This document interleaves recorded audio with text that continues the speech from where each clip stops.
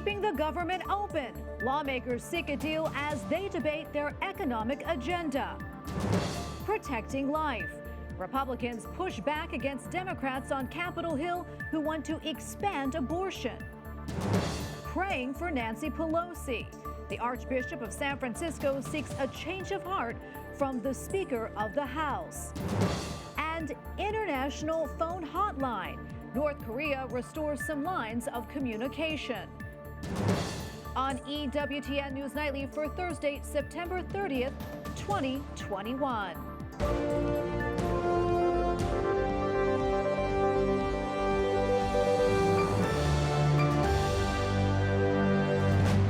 Thank you so much for being with us tonight. I'm Tracy Sable. President Joe Biden once again cleared his public calendar today as his massive multi-trillion-dollar spending priorities hang in the balance. The proposals are hugely controversial. So where does it all stand tonight? White House correspondent Owen Jensen reports. Owen?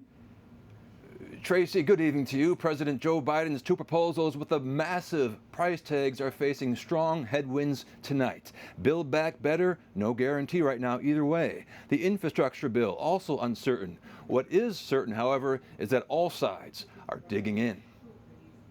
Just hours after President Joe Biden went to the congressional baseball game, he's trying to hit a home run on his massive and politically polarizing multi-trillion-dollar spending items. So far, foul balls. Today, the White House press secretary updated reporters on the president's strategy as momentum appears to be stalling. We're open.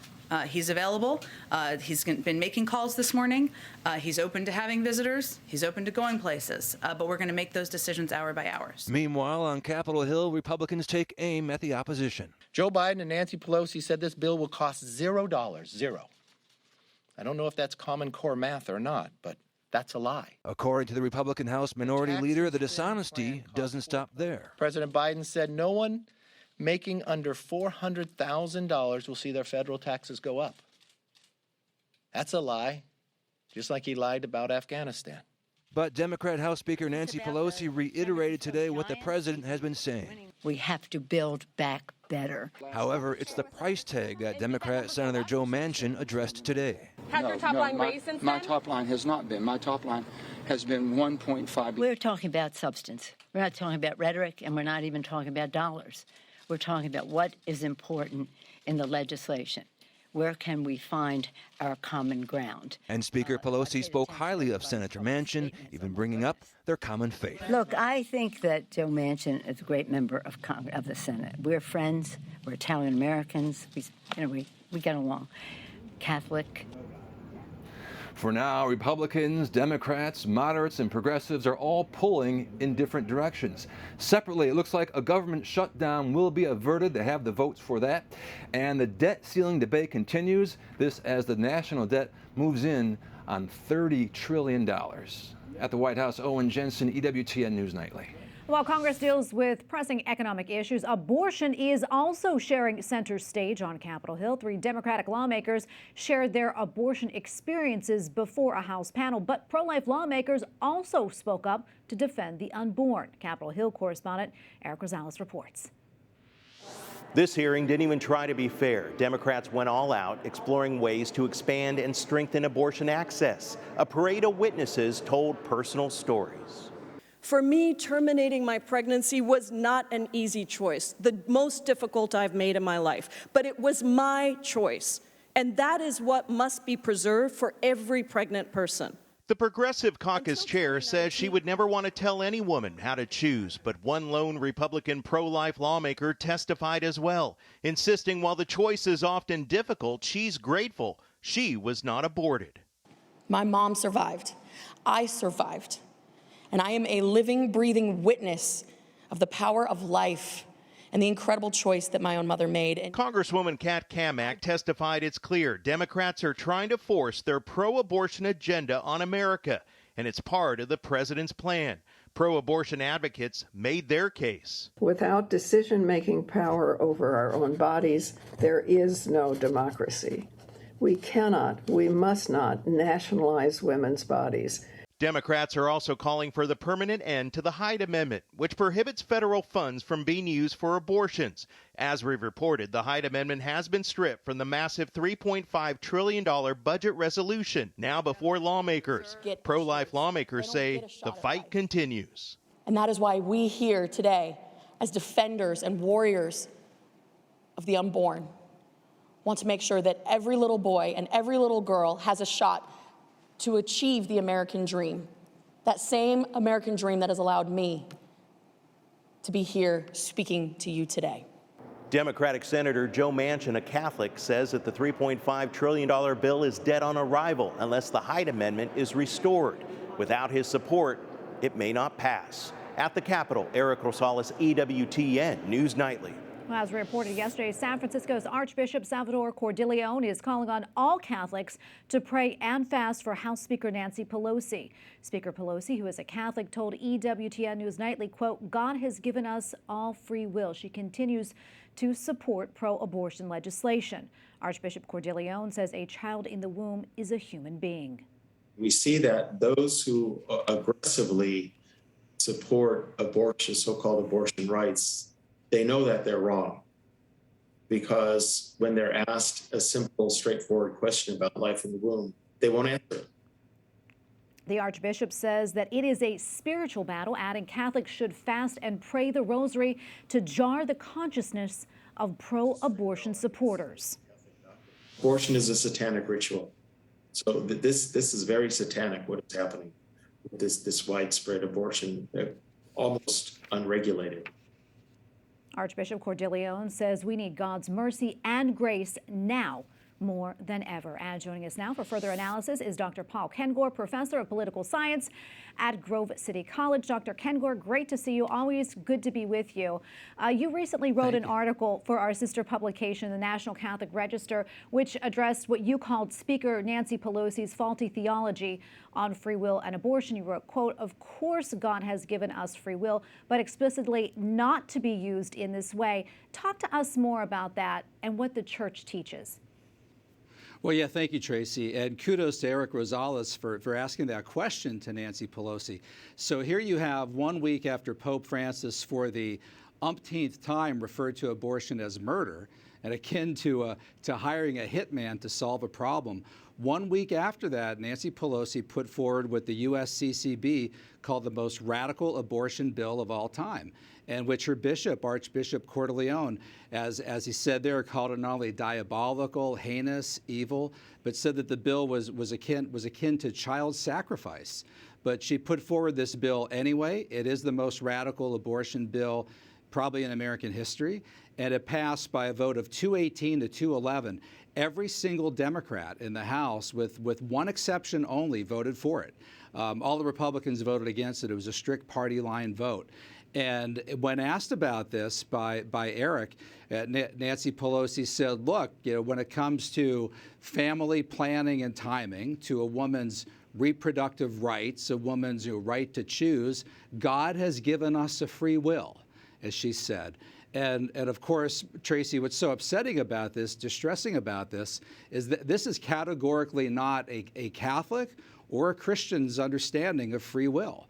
The Catechism says, the Bible says, thou shalt not kill. Deuteronomy says, I have laid before you a choice between life and death, choose life. We believe that we were given a free will to choose good, not evil. And it's really sad that a lifetime professing Catholic, as high up as Speaker of the House, doesn't seem to understand that. Yeah, very concerning, that's for sure. I know that you described, quote, the scandal of Catholic politicians pushing pro-abortion policies, and it's not limited to Speaker Pelosi. I mean, you also mentioned Catholic New York Governor Kathy Hochul, who's been very vocal recently and even urged women from Texas to go to her state to get abortions. I want to talk to you about that, what that signals to the faithful, and also what do you think church leaders should do in these instances? As we know, Archbishop Cordileone has been very vocal. Yeah, in fact, Tracy, that's what's getting even worse about it, is they seem to be getting more aggressive. more militant about it, more belligerent about it. There was a congressman in California who said, I dare the bishops to say I can't have the Eucharist, right?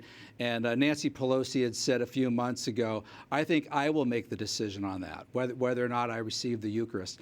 And Kathy Hochul, who succeeded Governor Cuomo in New York, who we already knew was really bad in abortion, she has stepped forward in light of this abortion bill in Texas, this heartbeat bill, and said, come to New York.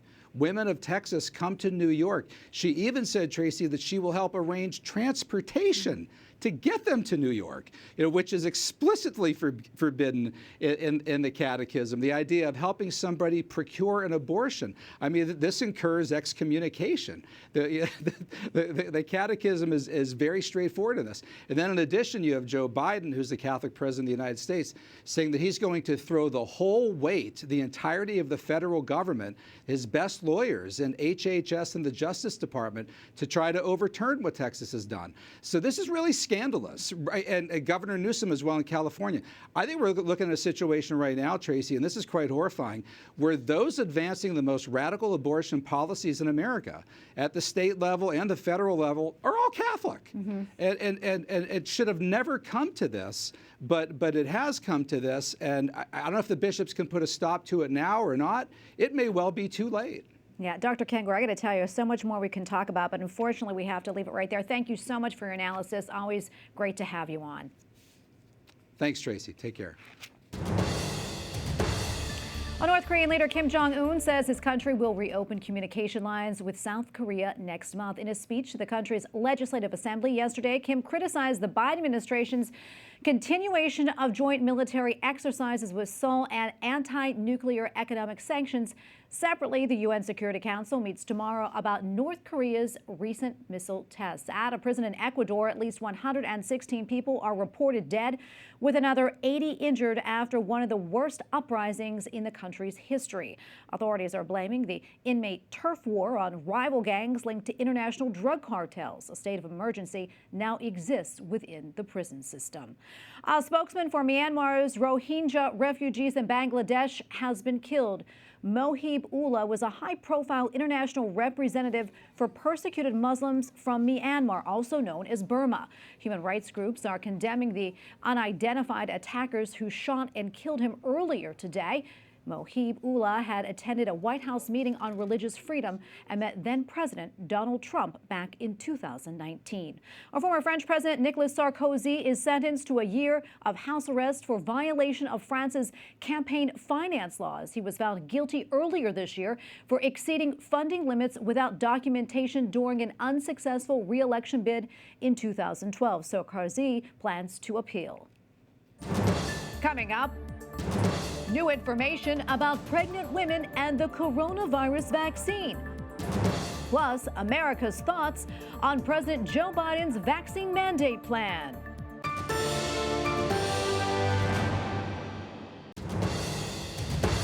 The CDC is urging coronavirus vaccinations for pregnant women. The recommendation touts vaccination benefits for both the mother and the baby, claiming minimal risks. The Centers for Disease Control says just under a third of all pregnant women are vaccinated nationally and reports infections in more than 125,000. The CDC cites 161 deaths and references reports of stillbirths. Meantime, Americans are split about proposed federal workplace mandates for COVID-19 vaccines and testing. Earlier this month, President Joe Biden announced new requirements for both private and public sectors. An Associated Press-NORC poll indicates an overall 51% approval. That breaks down to 77% approval among Democrats, but only 27% among Republicans. Remote workers favor the vaccine mandates by 70%.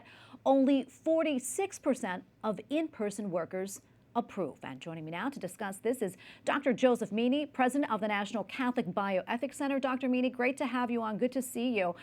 Yesterday, we reported that more and more people are requesting religious exemptions from COVID-19 vaccine mandates. I know your organization and many church leaders, including Pope Francis, have said it's morally licit to get vaccinated. That said, as we know, many people are still really conflicted and feel they're being forced to get the vaccine. I'd like to get your thoughts on all of that. Right. It's absolutely true that there is a a good number of people who have, problems in conscience, or they're unsure about the prudential side of the vaccines, and the mandates have been causing a lot of stress and a lot of difficulty, and in fact, a lot of people have lost their jobs recently. Yeah, and as you know, a number of lawsuits have actually been filed. Just this week, a Maryland woman sued the public school system that she works for, saying that getting COVID vaccine actually violates her religious beliefs. What do you think may happen in this case? And do you think that we'll see more of these types of lawsuits?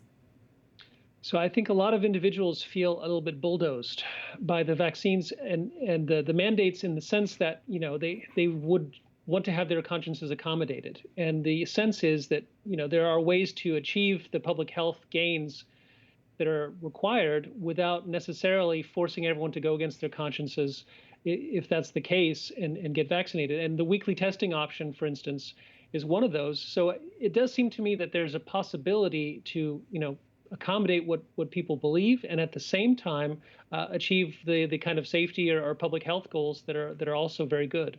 Yeah, and another thing we've been seeing a lot of is protests against vaccine mandates, as well as lockdowns. I mean, they've really been springing up all across the United States recently and around the world.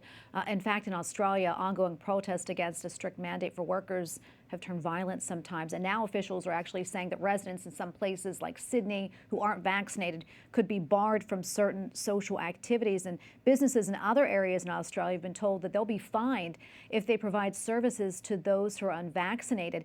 I'm wondering if you could kind of shake this out for us and get your thoughts on all of this, Dr. Meaney.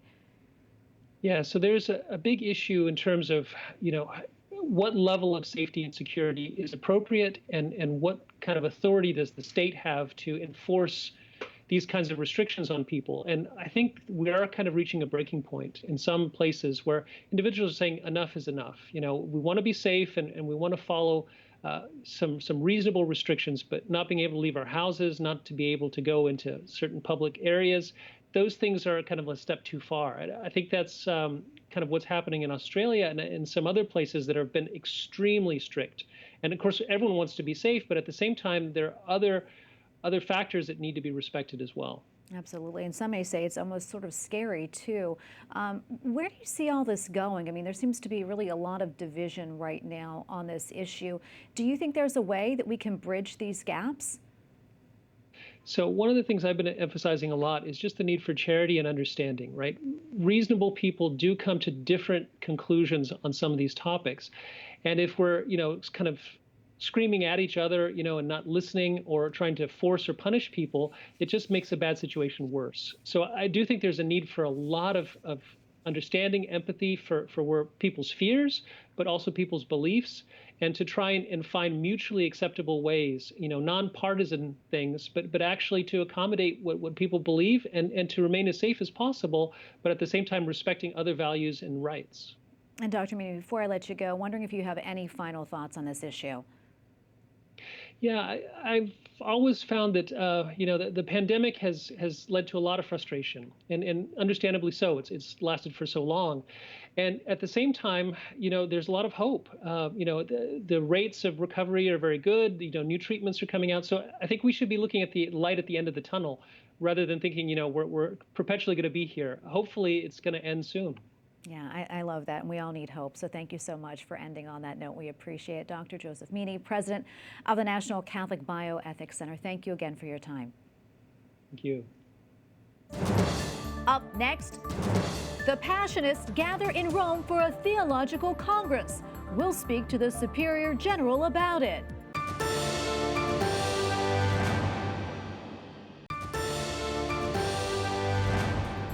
The Passionists gathered in Rome last week for an international meeting on the wisdom of the cross in a pluralistic world. The meeting is one of the initiatives of the Congregation of the Passion of Jesus Christ to celebrate the third centenary of its foundation. In a letter sent to the order, Pope Francis underlined how in the cross, God's mercy embraces every aspect of humanity. Joining us now is Father Joachim Rego, the Superior General of the Passionist Order. Father, thank you so much for your time today. Can you tell us about the International Theological Congress? Yes, the International Theological Congress was held by the Passionists here in Rome at the Lateran University, which is a pontifical university here, from the 21st to the 24th of September. And the theme of the Congress was the wisdom of the cross in a pluralistic world. And Father, can you talk to us a little bit more about that theme and explain that to us? Yes, we chose the theme because, and really the Congress also was held because this year we are celebrating 300 years since the foundation of our congregation. And as a Jubilee gift to the church, we wanted to hold this Congress reflecting on the theme, which is to do with our spirituality and our charism, which is about the cross and the passion of Jesus. And so we are always trying to delve deeper into what is the meaning of the cross, what is the wisdom that St. Paul speaks about in the first letter to the Corinthians, what is the wisdom that comes from the cross of Jesus. And to be relevant in terms of how we proclaim and live this message of the cross in our world today, we chose to reflect in terms of our world, which is very plural. And so we invited theologians from all parts of the world to be part of this Congress and to share their views and their reflections theologically with the church. And Father, I understand that Pope Francis sent the Passionists a message. What did you take away from that? Well, Pope Francis is always speaking a lot about the cross of Jesus, and he speaks in a way that helps our congregation very much. And basically, Pope Francis was encouraging us in this Congress to reflect deeper in terms of the cross of Jesus being an event that is not just historical, but continuing in the suffering of people and in the suffering of creation today. So he was really sending us just words of encouragement in holding this Congress and encouraging us to depth our reflections on the cross of Jesus. Oh, Father, thank you so much for your time today. We appreciate it. Father Joachim Rego, the Superior General of the Passionist Order. Thank you so much. Thank you very much. I appreciate it. Well, the Vatican says the Holy Father has chosen a single word as the theme for next year's World Communications Day. Listen. Pope Francis is asking the world of communication to learn to listen again. And we thank you for watching tonight. For the entire EWTN News Nightly team, I'm Tracy Sable. Good night and God bless.